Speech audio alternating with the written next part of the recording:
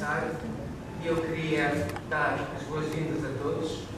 Queria igualmente saudar aqueles que estão a seguir pela internet e agradecer, obviamente, a presença e a participação do Secretário-Geral das Nações Unidas, do Ministro de Estado e dos Negócios Estrangeiros e igualmente do Professor Nuno Severiano Teixeira. Nós estamos aqui hoje para lançar dois livros. Por um lado, o livro de Portugal nas Nações Unidas, 105 anos de História, e igualmente o primeiro volume do Dicionário Portugal Multilateral, que terá dois volumes posteriores. De qualquer forma, o lançamento destes livros significa o encerramento do ciclo de comemorações dos 75 anos das Nações Unidas que nós tínhamos iniciado no ano passado. Nós gostaríamos de ter tido aqui todos os autores, por motivos óbvios de conjuntura, isso não foi possível, e eu queria, na qualidade de diretor do Instituto Diplomático, agradecer a todos aqueles que participaram nas duas obras.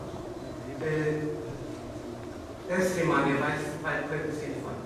Em primeiro lugar, o professor Nuno Severiano Teixeira apresenta o Portugal Multilateral. Depois, o Sr. Ministro de Estado e dos Negócios Estrangeiros apresenta o Portugal 65 anos nas Nações Unidas e de facto, a ideia deste livro e também do outro foi uma ideia do Ministro, uma iniciativa dele. E, por fim, o Secretário-Geral das Nações Unidas faz a intervenção de encerramento e a intervenção do fundo. Eu queria aproveitar para, como o Secretário-Geral foi reeleito há relativamente pouco tempo, eu queria aproveitar para desejar as maiores felicidades no mandato que se vai iniciar em janeiro de 2022. Muito obrigado, professor. Obrigado, Sr. Embaixador. Sr. Secretário-Geral das Nações Unidas, Sr. Ministro dos Negócios Estrangeiros, Srs.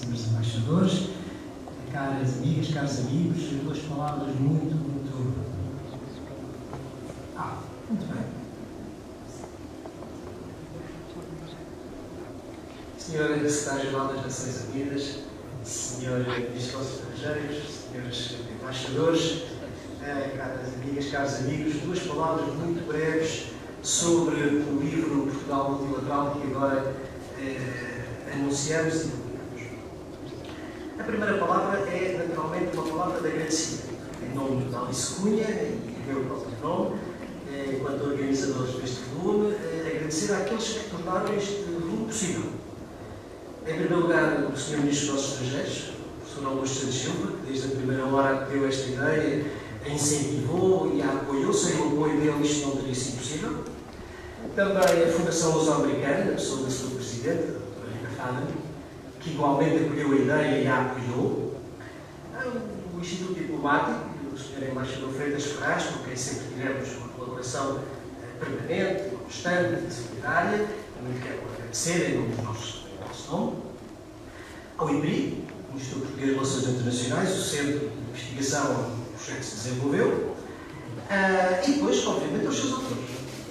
São académicos, diplomatas, técnicos, especialistas em várias áreas, que quiseram partilhar o seu saber, a sua experiência, que são os seus textos que constituem a substância deste dicionário. Finalmente, a editora, as edições Almedina, com rigor, com sobriedade das capas, com profissionalismo que lhes é reconhecido, puseram em tempo recorde este primeiro volume cá fora. Segunda palavra, uma palavra sobre o livro. Do que é que se trata neste Portugal multilateral?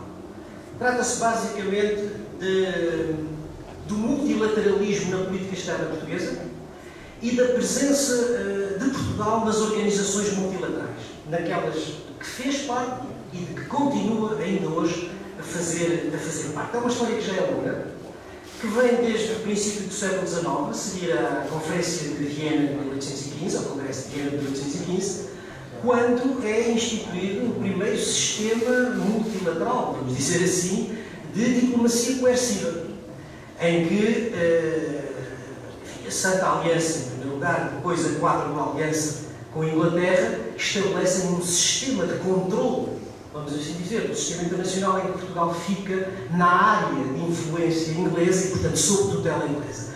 Nesta fase, Portugal não é sujeito, é objeto, digamos assim, da primeira fase do sistema multilateral.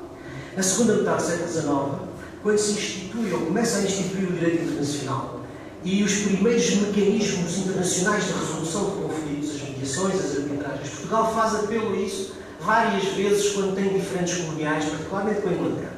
Com sucesso, por exemplo, no caso da Baía de Lama, no caso da Baía de Lourenço Marques, com um manifesto de sucesso, como todos sabemos, no ultimato de Leis.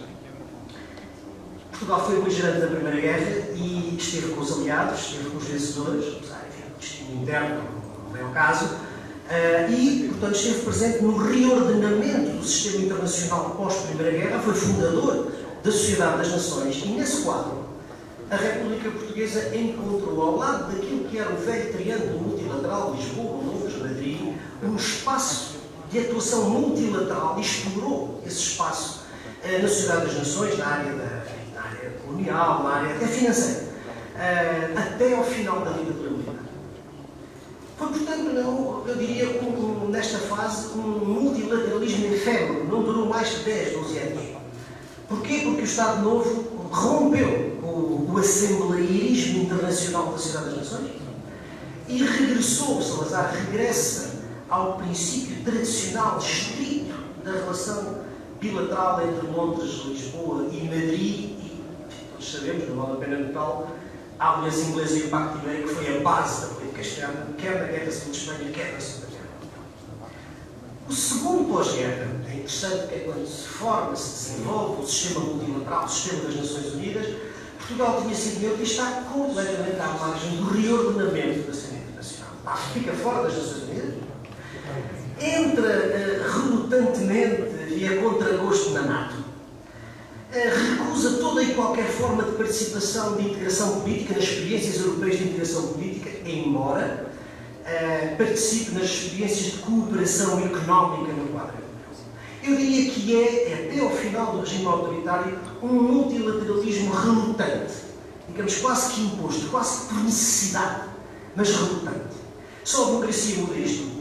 A democracia muda completamente este princípio e o multilateralismo torna-se uma base central da política externa portuguesa. E diria que, não digo que substitua, mas pelo menos acrescenta-se ao velho triângulo bilateral, um triângulo multilateral entre a NATO, a União Europeia e a CPLP, e Portugal, depois da tensão no final do regime autoritário das Nações Unidas, não só é aceito como investe, como se empenha nas nações, em todas as áreas das Nações Unidas. Basta referir, digamos, a presença portuguesa prestigiante para o país nas operações de paz, as presenças no Conselho de Segurança e, finalmente, como é óbvio, a eleição do engenheiro António Guterres para secretário-geral das Nações Unidas.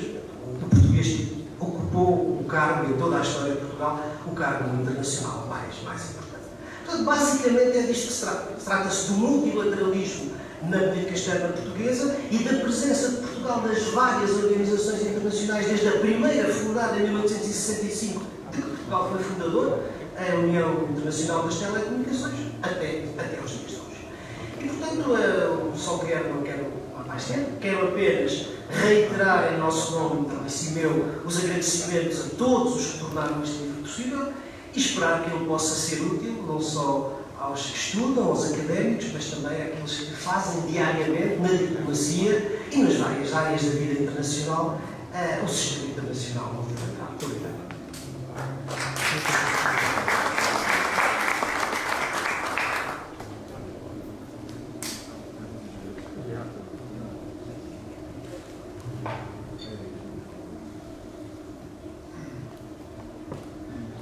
Muito boa tarde a todos, Sr. Secretário-Geral, Sr. Sr. Teixeira. Já estávamos aqui a imaginar que estávamos a reconstituir parte do Conselho de Ministros português ali por ano 2000.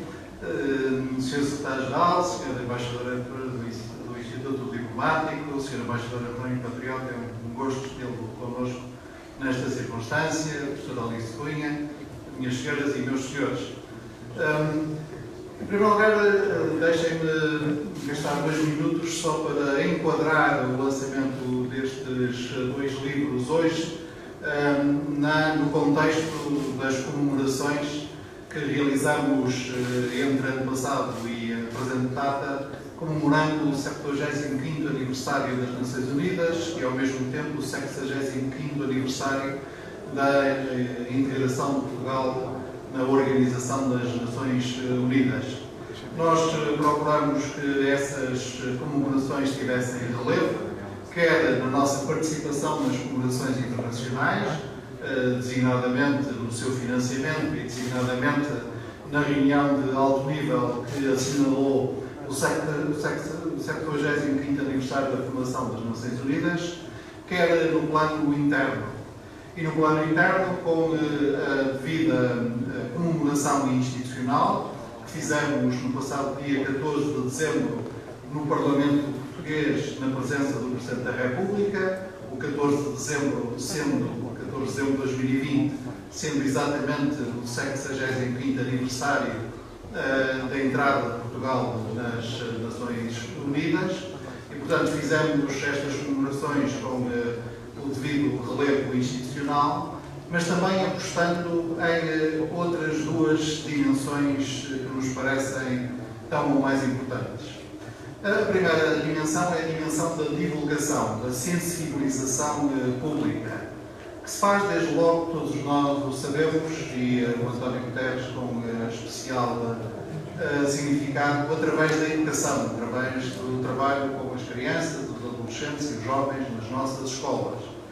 E, portanto, a parceria do Ministério da Educação foi aí essencial, com designadamente 2 concursos com temas muito interessantes. No primeiro, as escolas foram desafiadas a desafiar os seus alunos para responderem à seguinte pergunta: e se eu fosse secretário-geral ou secretária-geral das Nações Unidas, o que é que faria?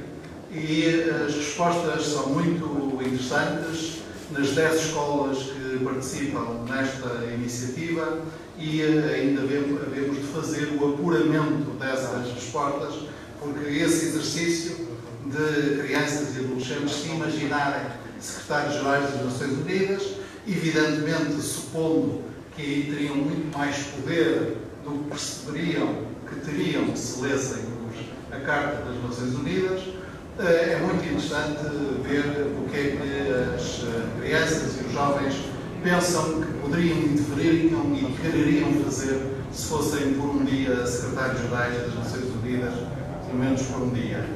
E o segundo concurso lançado nas nossas escolas foi mais no domínio da criatividade gráfica, foi pedir aos alunos que imaginassem rostos portugueses associados às Nações Unidas, e propusemos da nossa parte que imaginassem estes 4 rostos do atual secretário-geral das Nações Unidas, evidentemente, o do Presidente Jorge Sampaio, na medida em que o Presidente Jorge Sampaio foi o primeiro representante do secretário-geral das Nações Unidas para a Aliança das Civilizações e depois também trabalhou como representante para a luta contra a tuberculose.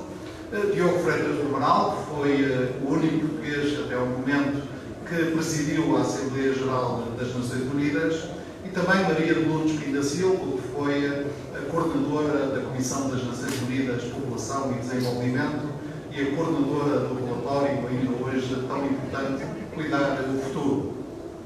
E desse concurso resultarão 4 selos dos CTT, que têm os rostos imaginados pelos alunos, que serão lançados este ano.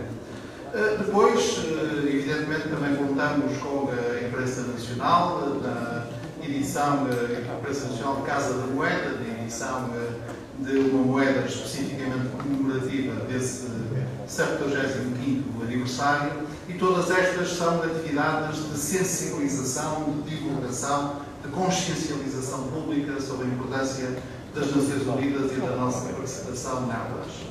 A outra grande dimensão é a dimensão do estudo, do conhecimento, da investigação. E para essa é essencial o trabalho dos investigadores e para essa é essencial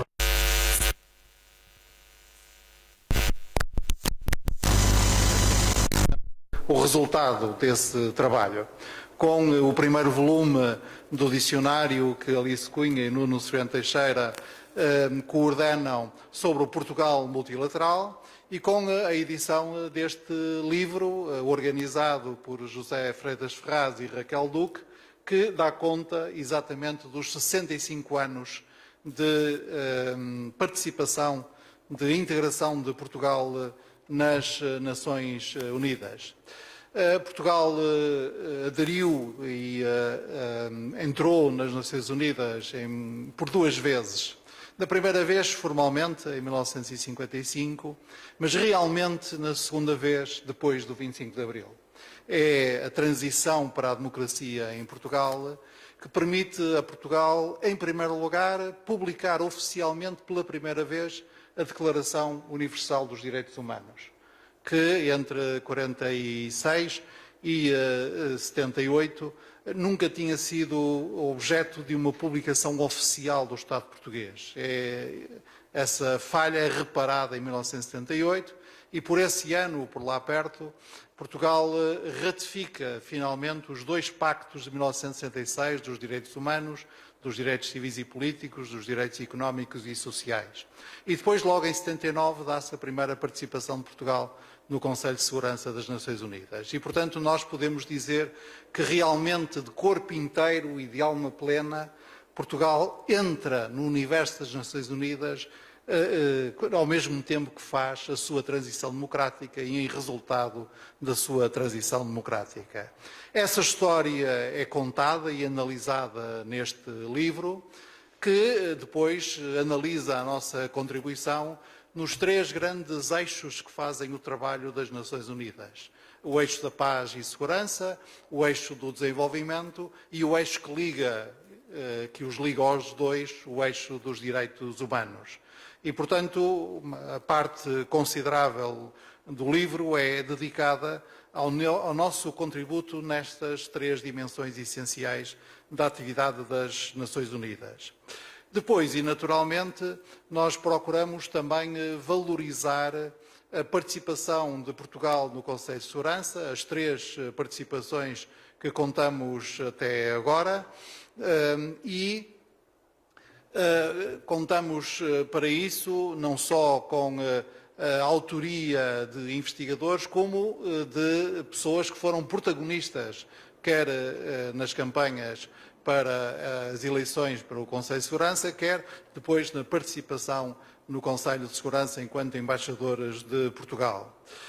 Finalmente, temos uma parte que é naturalmente dedicada ao secretário-geral português, um estudo interessante e com revelações inéditas sobre o processo de candidatura e também depoimentos muito importantes sobre o significado desse processo e do seu êxito. Finalmente, temos o prazer de contar com o prefácio do próprio secretário-geral e, por isso, creio que estas quase 600 páginas são muito úteis para que nós conheçamos melhor o papel das Nações Unidas na nossa política externa e também os contributos que Portugal tem dado ao sistema multilateral, que são, deve dizer-se, contributos muito significativos. Da minha parte, queria agradecer ao professor Nuno Severiano Teixeira a ideia que propôs e a proposta de colaboração que fez e de que resulta neste importante instrumento de trabalho que será o Dicionário Portugal Multilateral. Quero agradecer ao embaixador Freitas Ferraz, à frente do Instituto Diplomático, o dinamismo com que organizou em tão pouco tempo esta edição e a colaboração naquela edição, à editora Tinta da China, que tem sido um parceiro muito importante do Ministério dos Negócios Estrangeiros nos anos mais recentes, assim como a Almedina, e já agora, aproveitando a presença aqui de todos, os que estão aqui fisicamente e os que estão na internet. Queria mais uma vez agradecer ao embaixador Mendonça Moura, não apenas na sua qualidade atual de secretário-geral do Ministério dos Estrangeiros, como na sua qualidade anterior de um dos protagonistas, juntamente com o embaixador Freitas Ferraz e tantos outros, do processo de candidatura bem-sucedido do engenheiro António Guterres. Muito obrigado.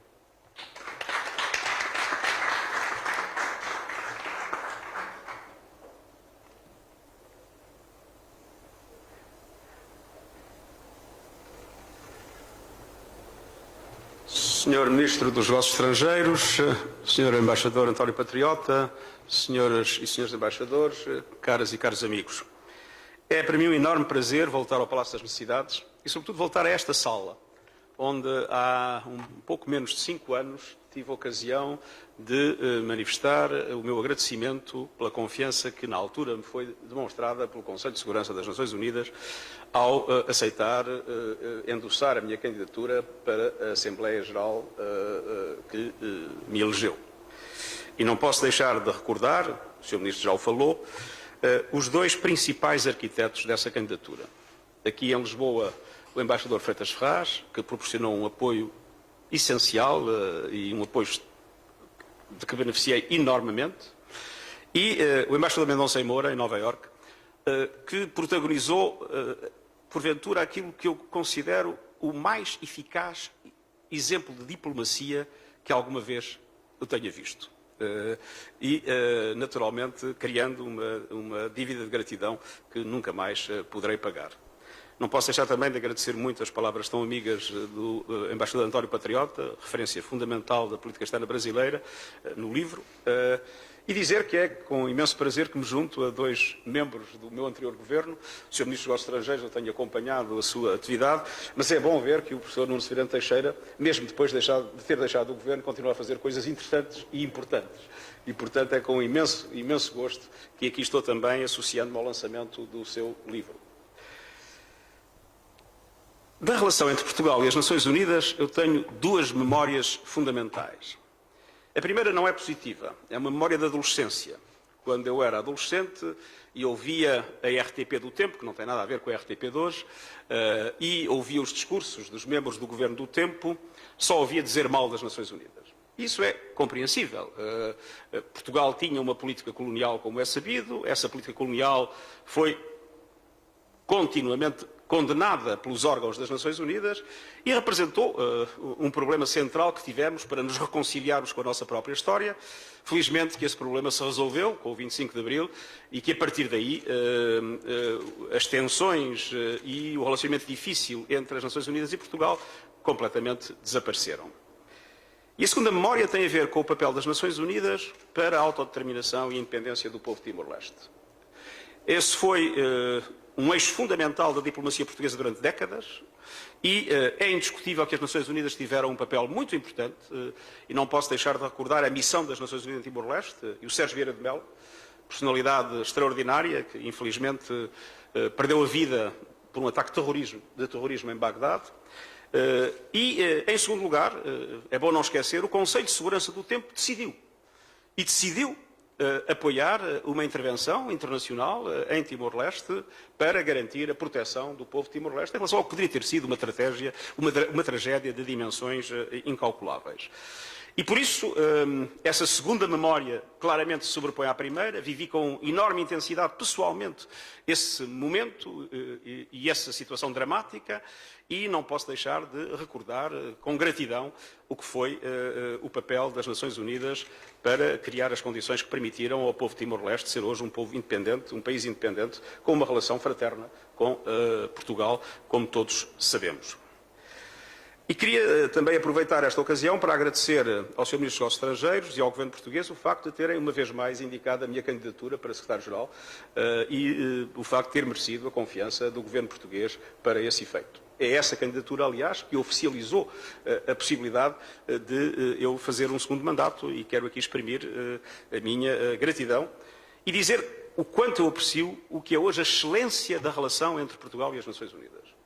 Em todos os domínios da ação das Nações Unidas, paz e segurança, a presença da nossa força uma força de excepcional capacidade na República Centro-Africana, para não falar de todas as outras operações de paz, e tenho, enfim, algum orgulho em ter sido Primeiro-Ministro e ter dado origem à primeira das operações de paz no pós-25 de Abril por parte do Exército Português, na altura na Bósnia e Herzegovina.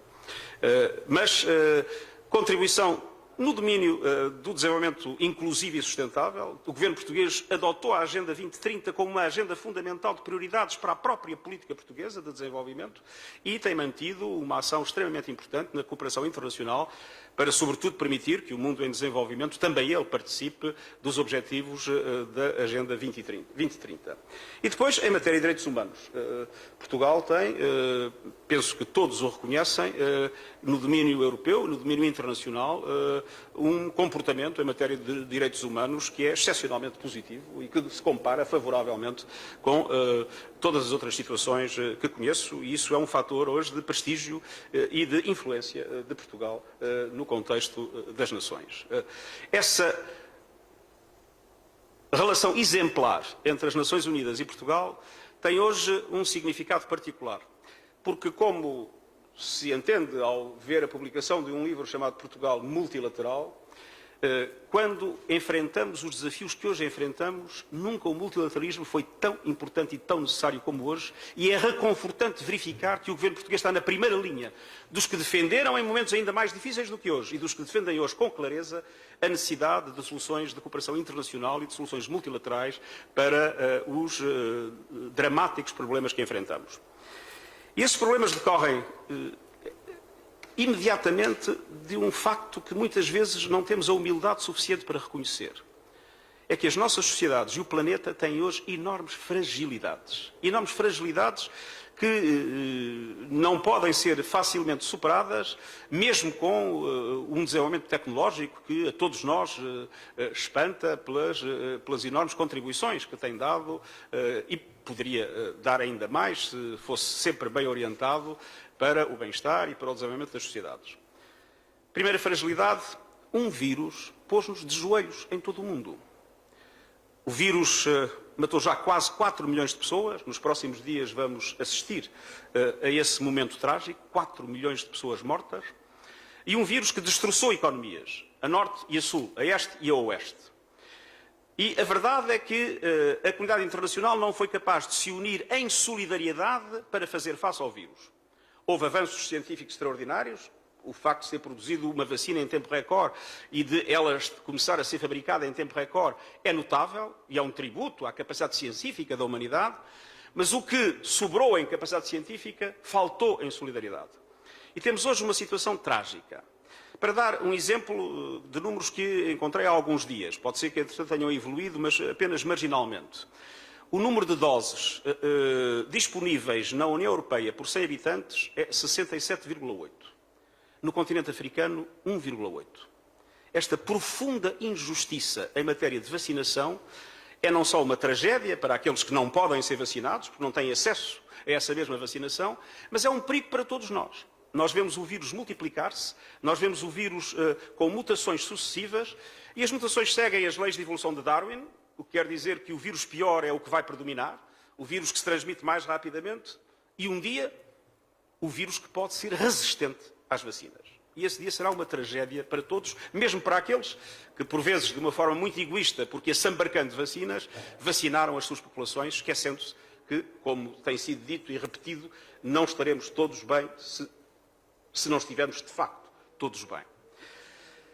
E é por isso que eu tenho reclamado repetidamente, precisamos de um plano global de vacinação e precisamos que os países que produzem vacinas e os países que podem produzir vacinas, se forem apoiados para isso, se juntem com a Organização Mundial de Saúde, com as instituições financeiras internacionais e criem um grupo de emergência para dobrar a produção de vacinas à escala mundial e garantir uma distribuição equitativa dessas mesmas vacinas, o que implica resolver problemas de propriedade intelectual, problemas de transferência de tecnologia, problemas de regularização das cadeias de produção, mas que esses países que têm o poder que vem do facto de terem a capacidade de produzir vacinas, necessitam garantir, juntando-se com os outros, para garantir que as vacinas sejam, de facto, um bem público global, acessível a todos e o mais depressa possível.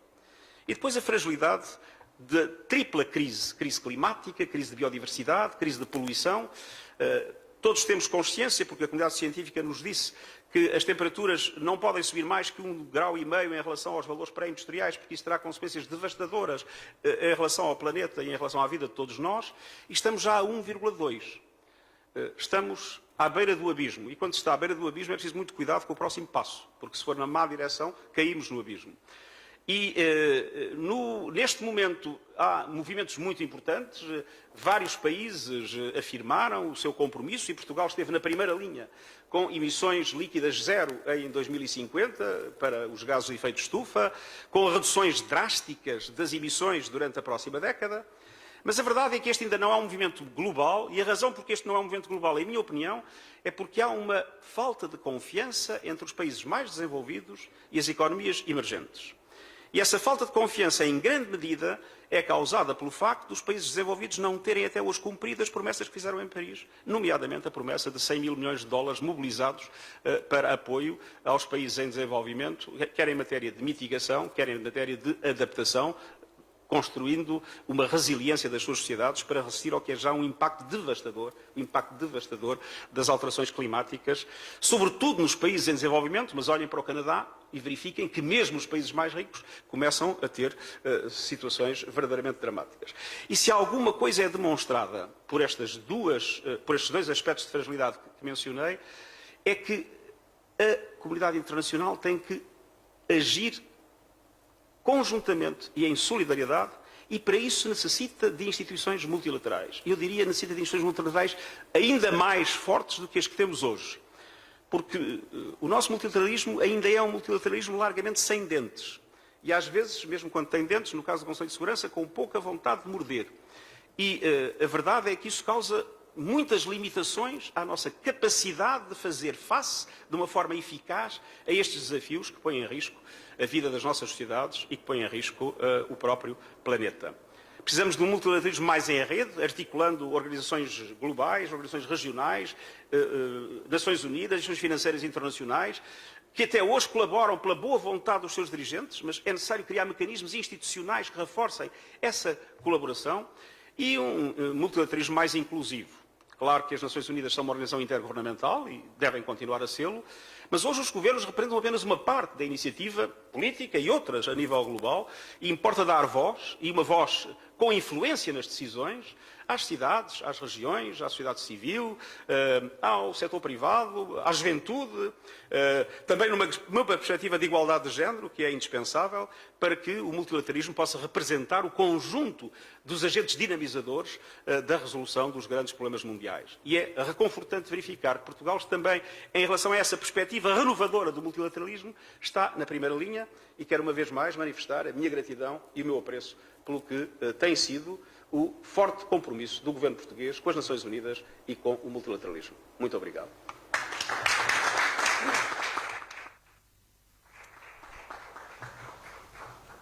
Muito obrigado. A sessão está terminada, mas o Secretário-Geral das Nações Unidas quer fazer uma declaração específica para a imprensa. Já é fora da cerimónia. Faria em português e depois faria também em inglês. Tem a ver com uma situação de grande atualidade no presente momento e combinei com o meu porta-voz poder fazê-lo aqui em Lisboa. Posso?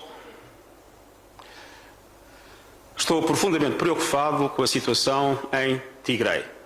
É indispensável que haja um cessar-fogo autêntico, que abra caminho a um diálogo que possa permitir uma solução política para a crise.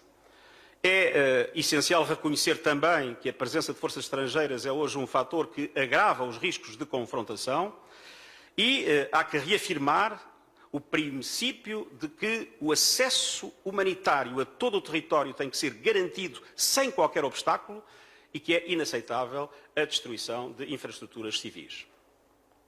In English. I'm deeply concerned with the present situation in Tigray.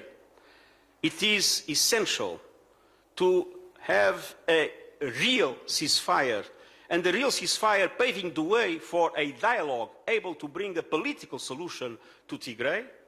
The presence of foreign troops is an aggravating factor of confrontation, and at the same time, full humanitarian access, unrestricted humanitarian access must be guaranteed to the whole territory, and the destruction of civilian infrastructure is totally unacceptable. Muito obrigado por me darem esta